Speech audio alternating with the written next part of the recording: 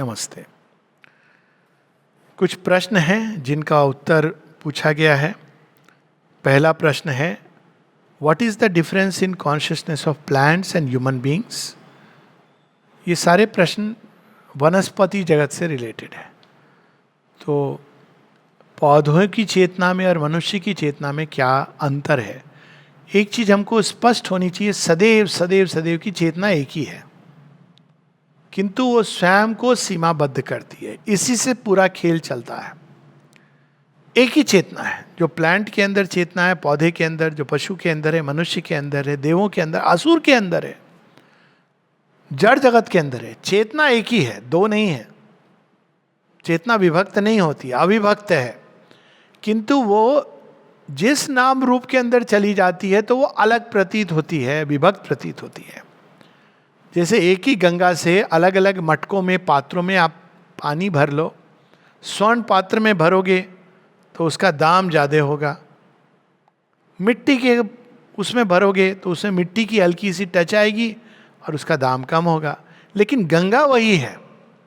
तो उसी प्रकार से अलग अलग, इसको कठोपनिषद में बड़े सुंदर ढंग से अग्निर्यथैको भुवनम प्रविष्टो रूपम रूपम प्रतिरूपो बभूव।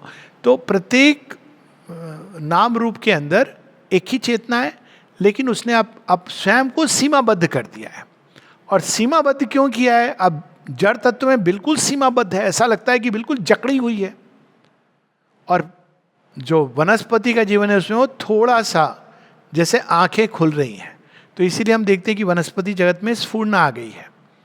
वो टच मी नॉट, एक होता है ना प्लांट, तो वो महसूस करने लगता है, एक प्रयास शुरू हो गया। प्लांट जड़ तत्व के भी अंदर है, लेकिन प्रतीति नहीं होती, इसमें पहली प्रतीति। और इसी कारण उसके अंदर एक विकास, इनडायरेक्ट मार्कर शुरू हो गए हैं कि वो सूर्य की ओर जाएगा। वनस्पति जगत में ये प्रारंभ हो गया है, वो जीवन का एक जीवन का संचार है। तो ग्रोथ है, रेप्लिकेशन है, विस्तार की उसके अंदर एक नई चेष्टा आ गई है। तो ये चेतना के विकास का, विकास से अधिक चेतना के प्रगटन का, उत्तरोत्तर प्रगटन का एक सीढ़ी है प्लांट जगत। मतलब कि अगर हम देखें कि बच्चे के अंदर, कोई बच्चा है जो बड़ा होके वो एक बहुत बड़ा हीरो वॉरियर बनेगा या वो बहुत ज्ञानवान बनेगा, लेकिन उसकी पढ़ाई कहाँ से शुरू हो रही है? ABCD से। उसकी नियति अगर है भी, बता भी दिया, कोई ऋषि मुनि आए, कहा कि भाई इसका तो, ये तो बड़ा होकर के कंस को मारेगा, तो ये नहीं कि वहाँ 1 साल के बच्चे को अचानक मम्मी कहेगी कि जा तू कंस के पास, तो नियति ऐसी है नहीं। वो खेलेगा, मुख पर माखन लपेटेगा, चढ़ के छीका तोड़ेगा, रास रचेगा, धीरे धीरे कंस के छोटे मोटे असुरों को, फिर बड़े बड़े असुरों को, फिर कालिया नाग को, एक दिन वो कंस का वध करेगा। तो उसी प्रकार से चेतना का उद्घाटन उत्तरोत्तर होता है। क्यों उत्तरोत्तर? क्योंकि उसको नाम रूप के माध्यम से, that is what creation is about. तो ऑल इवोल्यूशन, जो भी जिसको हम इवोल्यूशन, क्रम विकास कहते हैं, वो एक उत्तरोत्तर उद्घाटन है। बच्चा जब बड़ा होता है तो अचानक वो प्रश्न करने लगता है, और बड़ा होता है तो उसके अंदर ज्ञान भी आ सकता है, लेकिन छोटे में तो नहीं था। अगर कोई पूछे कि ये तो, ये इसमें अंदर इतना बदलाव कहाँ से आया? बदलाव नहीं, अंदर से ही आया, सब कुछ था अंदर में, लेकिन वो धीरे धीरे जैसे विकास हुआ बाहरी फॉर्म का, अंदर से प्रकट होना शुरू हुआ, इतना ही बस है। तो वनस्पति के जीवन में, प्लांट्स के अंदर केवल जीवन की, प्रारंभिक जीवन की संभावना चेतना प्रकट करती है। और लेकिन पूरी चेतना होती है। यही हम लोग देखते हैं केन उपनिषद की कहानी, या माता सीता की, जब वो रावण आता है और तलवार निकालता है, चंद्रहास या जो भी, तो माता सीता एक तृण तोड़ लेती है, कहती इसको तो क्रॉस मत कर लेना। क्यों? क्योंकि अब वो तृण जगत जननी के हाथ में, जो पूरी तरह सचेत है, अब वो तृण जो आ गया, तृण भी उसी ऊर्जा से पूरी तरह अब पोषित हो रहा है। अब वो तृण, वो ब्रह्मास्त्र का काम करेगा। वो हम देखते हैं, ये भी जब जयंत आकर के टेस्ट करता है माता सीता को, तो क्या करते हैं राम? एक तृण लेकर के उस तिनका फेंकते हैं, और वो ब्रह्मास्त्र की तरह इंद्र के भाई का पीछा करता है, और वो उससे छुटकारा नहीं पा रहा है। तो इसमें क्या है, दो बातें हैं। हर चीज के अंदर मूलतः एक ही चेतना है। ये भारतवर्ष ये जानता था, इसीलिए हमारे यहाँ पेड़ पौधे वनस्पति सबकी पूजा होती है। लेकिन उसने स्वयं को सीमित किया है। तो अगर आपको उसमें जगाना है तो आपको प्रतिष्ठा करनी पड़ेगी। ऐसे नहीं कि ऑटोमेटिकली है। ऑटोमेटिकली हर एक वनस्पति जगत की जो किंगडम है उसमें अलग अलग स्पेसीज हैं। हर एक स्पेसीज, प्लांट स्पेसीज की एक स्पिरिट ऑफ द स्पेसीज है। जैसे हमारी इंडिविजुअल सोल है, स्पिरिट ऑफ द स्पेसीज है। वो प्लांट जीवन को जो जो चाहिए एक प्रज्ञा उसके अंदर सप्लाई करती है। तो उसके जीवन के लिए जो उसको चाहिए वो पूरा ज्ञान उसके अंदर होता है, प्रत्येक प्लांट के अंदर होता है। लेकिन वो अदरवाइज सीमाबद्ध है। तो ये मेन चीज हमको ये समझना है कि अति सीमाबद्ध, पूर्ण सीमाबद्ध जड़ जगत, हल्का सा सीमा खुली है प्लांट जगत, और थोड़ी खुली है पशु जगत। अब सीमा खुली है इस तरह से कि असीम से मिल सकती है तो मानव। ये है प्रोसेस। इस transformation of plant consciousness possible, ये प्रश्न इसमें है, एक सत्य है। हालांकि बाहर से लगता है कि ये कैसे ट्रांसफॉर्मेशन इज, तो केवल मनुष्य। तो ट्रांसफॉर्मेशन शब्द हम नहीं यूज करेंगे क्योंकि रूपांतरण शब्द एक विशेष रूप में इस समय श्री अरविंद उपयोग में लाते हैं। एक लेवल पर देखें तो हम वास्तव में प्लांट के रूपांतरण होके ही वो पशु जगत में आता है। रूपांतरण ही तो है।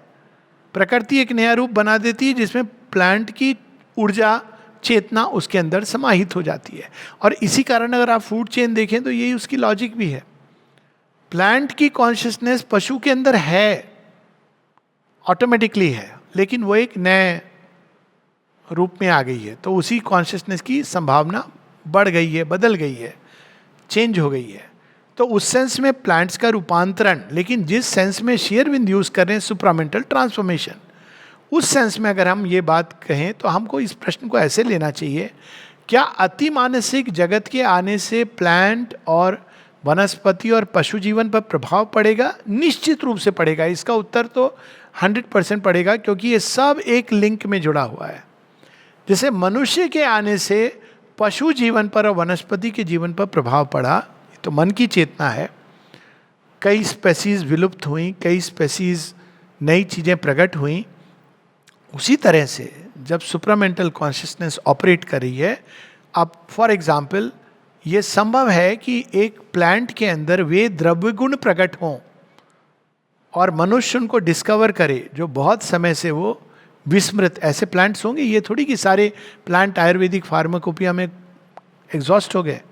तो ये संभव है कि कोई नए प्लांट जिसके अंदर द्रव्य गुण हैं वो प्रकट हों और कहीं ना कहीं मनुष्य की चेतना जुड़े और वो डिस्कवर करे कि अरे इससे चीज़ ठीक हो सकती है। ये ऑलरेडी इसमें हो रही है रिसर्च, इस भाव से नहीं हो रही है, परंतु उसके प्रयोग हो रहे हैं और असर भी दिखाई दे रहा है। तो इस तरह की चीज़ें जरूर होंगी कि प्लांट्स के अंदर मॉडिफिकेशंस होंगी, not GM, not genetic modification, but another kind of GM, God modification, जो ताकि वो जो कड़ी है, क्योंकि वो पूरी एक चेतना की एक लंबी सीढ़ी है, तो आप एक पार्ट को टच करेंगे तो हर एक पार्ट कहीं ना कहीं टच होगा। पशुओं के अंदर तो बहुत कुछ हो गई है, मनुष्य की वृत्तियाँ आ गई हैं फॉर गुड और वर्स। कई पशु हैं जो फ्लैटर करना सीख गए हैं, और कुछ पशु हैं जो मनुष्य की तरह, इवन वो पिक्चर आई थी ना, वो बंदर, वो बंदर चोरी करना सीख जाता है। पशुओं के अंदर ये वृत्तियाँ ये ओरिजिनली नहीं है, लेकिन अब वो क्योंकि मनुष्य का प्रभाव तो अच्छा नहीं रहा है, तो सुप्रामेंटल कॉन्शियसनेस का प्रभाव अच्छा होगा। तो ये तो जानी हुई बात है कि योगी के पास में जो हिस्र पशु हैं अपनी टेंडेंसीज लूज कर देते हैं, ये नोन चीज़ है। ये श्री रामकृष्ण परमहंस के जीवन में था। श्री अरविंद ने इसकी पुष्टि की है कि हिस्र पशु अपनी हिस्र प्रवृत्तियाँ लूज करने लगते हैं। और माता जी के साथ अगर हम वनस्पतियों का संबंध देखें तो उसके लिए तो बहुत सिंपल है। आश्रम के आप कंपाउंड में प्रवेश करते हैं, शायद नोटिस किया हो, ना नोटिस किया हो, आगे देखना कि इसमें जो पौधे हैं ये कौन से सीजन और कौन से क्लाइमेट के पौधे हैं। और आश्चर्य होगा कि एक जाड़ों में पहाड़ों में उगने वाला पौधा भी है और एक जो डेजर्ट में उगने वाला पौधा वो भी है। ये कैसे है? माता जी से किसी ने पूछा भी था और माता जी मुस्कुरा दी थी। तो निश्चित रूप से प्लांट्स के ऊपर प्रभाव होगा। लेकिन हम रूपांतरण वर्ड ये नहीं होगा कि प्लांट अचानक सब सीढ़ियाँ लांग कर एक सुपरामेंटल बीइंग के रूप में, दैट इज ऑब्वियसली वो सीढ़ी है, चेतना की सीढ़ी। आप इवन मनुष्य नहीं लांग सकता ऐसे, एक प्रोसेस है, आप उसको कंप्रेस कर सकते हो, लांग नहीं सकते हो। If we take food from a plant that is growing in a bad environment, will it have any impact on our consciousness? स्पंदनों का प्रभाव होता है और इस पे बहुत सारी स्टडीज हुई हैं प्लांट्स के ऊपर। ये दूसरा प्रश्न भी उससे जुड़ा है, तो दोनों को साथ ले लें। If a person does not love a plant then how does the plant react to him? तो ये जो प्लांट किंगडम है, वनस्पति, इस पर जेसी बोस ने रिसर्च भी की थी कि वो रिस्पॉन्ड करते हैं। और इसको श्री अरविंद ने अपने आर्य जब छपती थी तो उसमें न्यूज़ ऑफ द मंथ ऐसे भी एक कॉलम था, तो उसमें उन्होंने इसको कोट भी किया है कि ये बहुत इंटरेस्टिंग डिस्कवरी है। लाइव डिवाइन में उनका मेंशन भी है। तो प्लांट्स रिस्पॉन्ड करते हैं और ये अपने आप में एक बहुत बड़ा विज्ञान है। लोग नहीं जानते हैं कि अगर हम पौधों से प्रेम करें तो हमको बहुत कुछ बिना कुछ कहे देते हैं। मैंने ये चीज़ लोगों को रिकमेंड भी की है कि अगर आप डिप्रेशन में, लोग कहते हैं मैं अकेला हूँ, कोई नहीं है मेरा सहारा, कोई सुनने वाला नहीं है, तो मैं कहता हूँ मनुष्यों को तो बोलो ही ना। उनके सजेशन देंगे तो बड़े भयानक होंगे। ज़्यादातर तो बाहर से कहेंगे हो बड़ा बुरा हुआ, मन ही मन बड़े खुश हो रहे हैं, मैं अच्छा हूँ। तो मनुष्यों को जितना कम शेयर करो उतना अच्छा है।